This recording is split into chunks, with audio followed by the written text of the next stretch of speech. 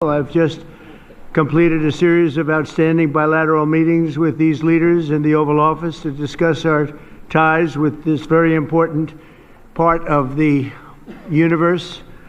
We're strengthening our economic partnerships, improving our security cooperation, and expanding our overall bonds. A tremendous amounts of trade was done just in the last little while. Lots of great products, military products and otherwise, are being bought from the United States. We make the best military equipment by far in the world, and they understood it, really have understood it for a while, ever since I've been in office, where we rebuilt completely our military. I want to thank all of the leaders for being here and for their dedication to a strong relationship with the USA. The nations of Central Asia, known as the C5, sit at the historical and geographic crossroads of the world. These nations were once home to the ancient Silk Road connecting east and west. Great history, tremendous, beautiful history. Today, their location in the heart of Eurasia gives them incredible importance and unbelievable potential. Sadly, previous American presidents neglected this region completely. It's an unbelievable region, and by the way, it happens to be an extremely wealthy region, too. But we are fixing that mistake, and I'm committed to making America's partnership with each of these countries stronger than ever before. And this evening, I'm also delighted to report that Kazakhstan has officially agreed, and that's official now, as of about 15 minutes ago. A tremendous country with a tremendous leader has officially joined the Abraham Accords. And I just want to thank you, Mr. President. It's a great honor. It's a tremendous honor to have you. Really great. Precisely 1 year ago, you achieved a landslide victory in historic election, which was absolutely clean and fair. And once again, my congratulations. Thank you.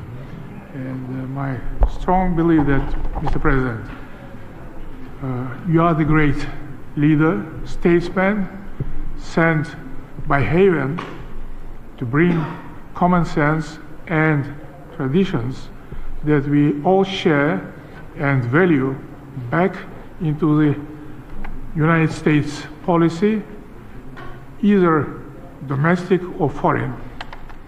Therefore, millions of people in so many countries are so grateful to you. And I'm convinced that your wise and bold policy needs to be strongly supported worldwide. Esteemed Mr. Trump, we highly value your personal contribution to reboot process of C5+1. Before that, none of the presidents of United States of America never treated Central Asia as you do. Me personally and all my colleagues are grateful to you.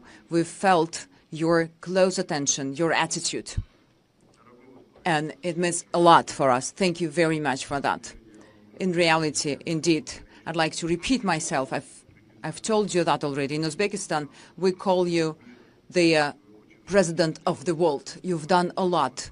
You were able to stop 8 wars. And I'm convinced that the war between Russia and Ukraine can be only stopped by you. And we are very much hopeful for that. The shutdown is caused by the Democrats, and we're not going to spend $1 trillion or $1.5 trillion on health care for people that came into our country illegally, many of them from prisons and many of them drug dealers and murderers, 11,888 murderers.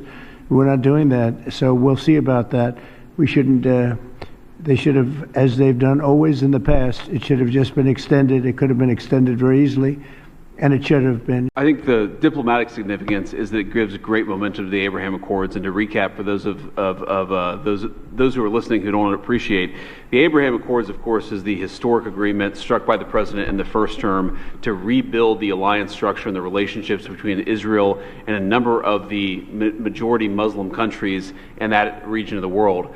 What the president has done is actually signaled that the momentum of the Abraham Accords is alive and well in the second administration. I think it's not just going to be Kazakhstan, but also a number of other countries that join in the months to come. So it's a great signal, a great act of friendship, and a great sign that the Abraham Accords is alive and well. Well, look, we had a tremendous meeting, as you know, with President Xi in China. and my doctrine would be denuclearization, because we have enough nuclear. We're number one, Russia's number two, China's number three, way behind, but they'll be even in 4 or 5 years. They're, working overtime on nuclear weapons. I think that denuclearization would be a great thing. We could blow up the world 150 times. There's no need for this. So I really think we're going to have, I've spoken to President Putin about it. I've spoken to President Xi about it. And everybody would like to spend all of that money on other things, people that really, things that can benefit people now. So I think something like that could happen, the denuclearization. It's really, I want peace through strength, but we want peace all over the world, and we're very close to getting it. We had a lot of wars raging that people didn't know about. Now they're not raging anymore. We have one left, and we're going to hopefully get that taken care of. Yeah, look, Jackie, it's an absurd ruling because you have a federal judge effectively telling us what we have to do in the midst of a Democrat government shutdown, which what we'd like to do is for the Democrats to open up the government. Of course, then we can fund SNAP, and we can also do a lot of other good things for the American people. But in the midst of a shutdown, we can't have a federal court telling the president how he has to triage the situation. We're trying to keep as much turned on.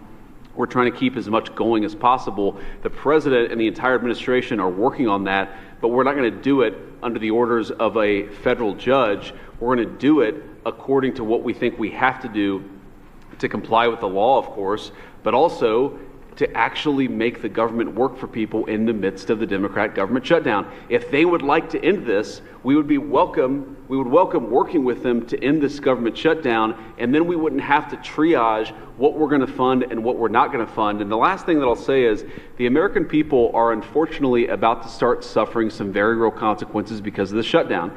In the past, when you had a government shutdown, you would have under the Obama administration, they would lean into all of the problems it was going to cause for the American people at the beginning of the shutdown. The president has told us to keep as much going as humanly possible, but after 30 days of this thing, 40 days of this thing, you're going to start seeing very real travel delays. That's because the Democrat government shut down. You're going to start seeing SNAP benefits run out. That's because the Democrat government shut down. They should stop this charade and open up the government. That's what we want them to do. We've been asking them to do it for 40 days. It's time.